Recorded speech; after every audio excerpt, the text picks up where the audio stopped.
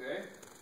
AUG would read UAC, so that's normally going to read UAC, and I think you can see in the genetic code up there, the UAC is going to code for tyrosine. So this is the normal transfer RNA for tyrosine.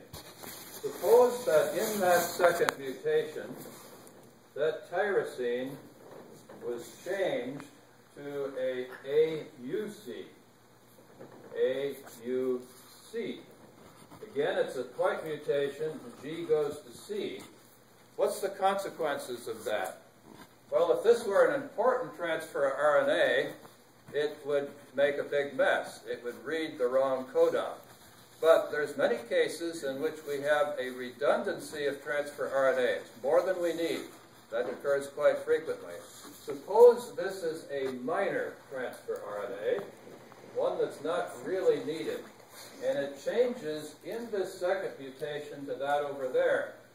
Then the first mutation is over here with the UAG. Let me put that down here a little bit lower so I can get it all in.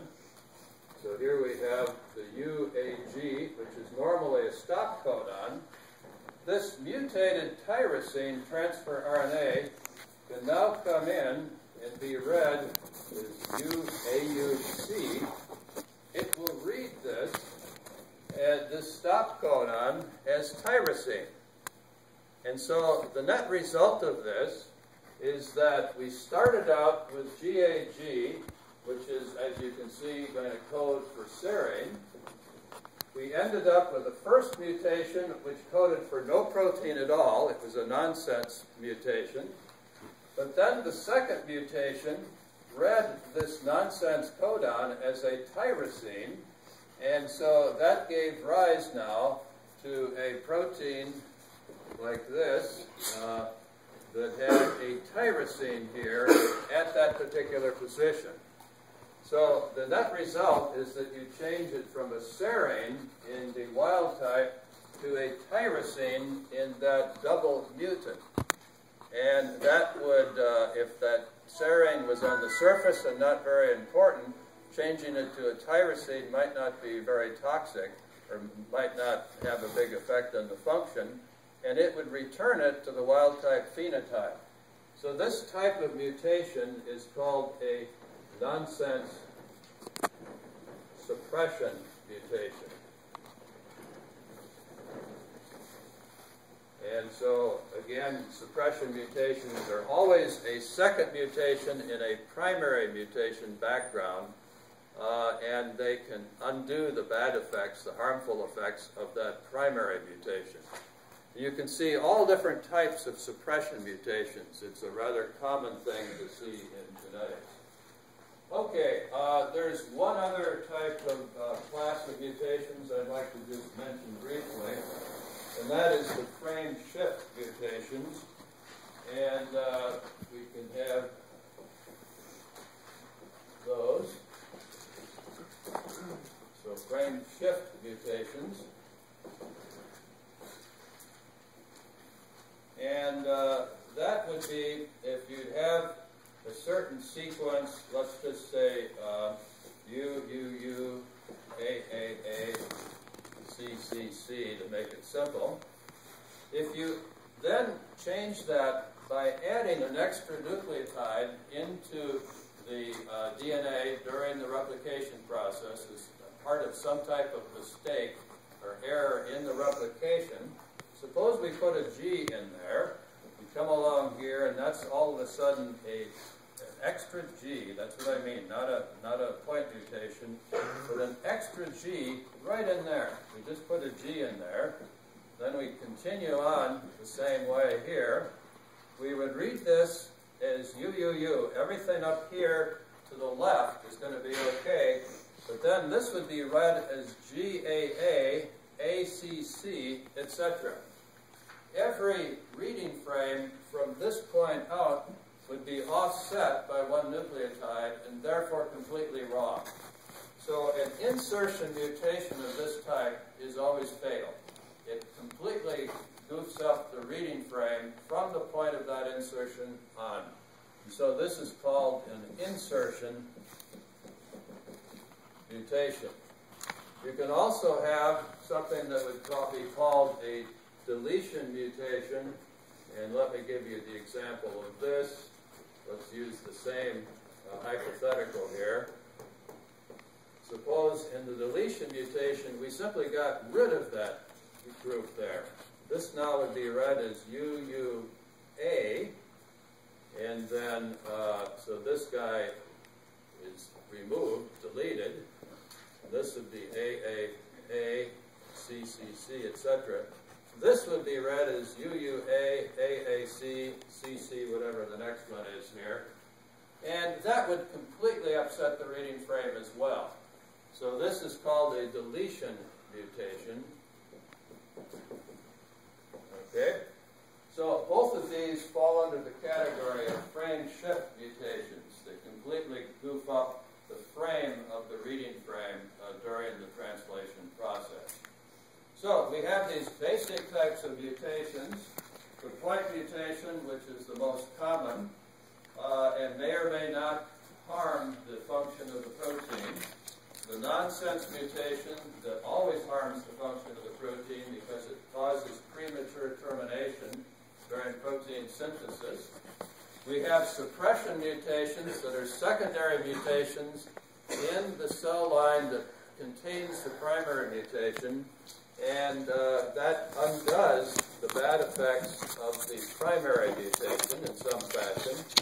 And then we have these frame shift mutations, as you see here. Yeah? Is it likely for a frame shift mutation to be suppressed? There are cases of that, and what would have to happen, well, there's very exotic ones. The most exotic one I've heard of is that a transfer RNA has a mutation, so it actually increases the size of its anticodon to 4 nucleotides and recognizes, in this case here, it would actually, we've got this extra thing in here, it would actually recognize that UUUG. There's things like that have been observed. The adage here, everything under the sun is possible, is almost true with mutations. You get the wildest stuff from mutations. It's truly amazing. Okay, there are examples of problems with these types of mutations in the old exams. Both the point mutations, the nonsense mutations, and the suppressor mutations. So go over those old exams to see the types of things you can have. And as I said, it's kind of like a game of chess using the genetic table. And remember, for a point mutation, you can only move horizontally or vertically in a certain way, and you have to be familiar with the genetic table. As I mentioned before, I think this version of the code is a little easier to use than the one in your book, so I would recommend that you print out this one for your fact sheets.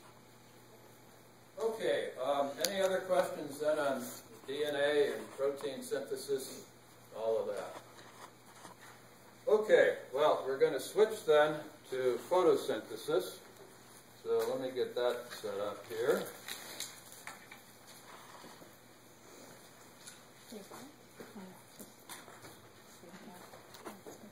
Okay. Now, I'm very, I really wanted to end the course with the discussion of photosynthesis because it is the most important and the most essential of all the systems that we've studied for life on this planet. All of the oxygen that we breathe comes from photosynthesis. All of the food that we eat ultimately comes from photosynthesis. All of the energy that we use comes from photosynthesis. The energy we get today, of course, if we live in the Ozarks, we sometimes chop our own firewood and burn it in our stoves, and that, of course, comes directly from photosynthesis. But all the oil, the coal, and the gas that we use for energy comes from photosynthesis in the distant past that resulted in growing trees and plants that were then buried, and under geological processes they were converted into coal and oil and gas. All of that energy, therefore, comes from photosynthesis. The only exception to this is the nuclear energy we've been generating in the last 50 years or so. Everything else, from energy to oxygen to food, all comes from photosynthesis. So it is the most important process for life on this planet. Let me get the lights down here. As you know, I like to hike in the Ozarks here. This is one of my favorite spots over in the Upper Buffalo Wilderness area. This is one of those beautiful hollows. It's called the Bowen Gulf in the Upper Buffalo area near Ponca, a little bit south of Ponca and south of the Boxley Valley. And these hollows are just amazing, particularly in the springtime. They are so lush with vegetation. This particular one is called Magnolia Falls. It's a beautiful, smallish waterfall, as you can see here, about 30 feet high, I think. This is called an umbrella magnolia tree right in that hollow. And that is a native magnolia tree. It's a deciduous tree. It's not like the southern magnolia that has these waxy leaves. And we happened to get it last year during the spring when it was blooming. And this is a close-up shot of the flower of the magnolia. So when I think of photosynthesis, I think of one of these beautiful hollows in the Buffalo River wilderness area. Okay, let's go on then to photosynthesis proper. And here you can see the chloroplast. As you know, the photosynthesis in the plants is carried out in the chloroplast. And this is a diagram of the chloroplast. It is a separate organelle within the plant cell, of the leaf plant cell, which is specialized for photosynthesis. It's kind of like the mitochondria. It has its own DNA and lots of other things similar to the mitochondria. It has an outer membrane, as you can see here. It has an inner membrane in blue. The outer is in yellow, the inner is in blue. And then it has a thylakoid membrane that is organized into stacks called stroma. And it is on these thylakoid membranes that all the proteins that carry out photosynthesis are located. And these membranes have an inside called the lumen, and then the space between the inner membrane and the thylakoids is called the stroma. And the stroma is where everything else is going to be occurring in the chloroplast, including what we call the dark reactions of the Calvin cycle. So we'll be talking about that as well. So the stroma and the thylakoid lumen is where everything is going to be occurring here. Okay, now here is a diagram of photosynthesis. Photosynthesis in the higher plants occurs according to what is called the Z-scheme of photosynthesis. It turns out there is not enough energy in a photon to do everything that is needed during photosynthesis. So we have to have 2 photons, 2 photosystems in order to do this. We typically orient this as a function of free energy or voltage. I'll have another diagram that shows this in voltage here. And what occurs in photosynthesis in the higher plants is that in photosystem 2, we use light to excite a special pair of chlorophyll molecules and kick off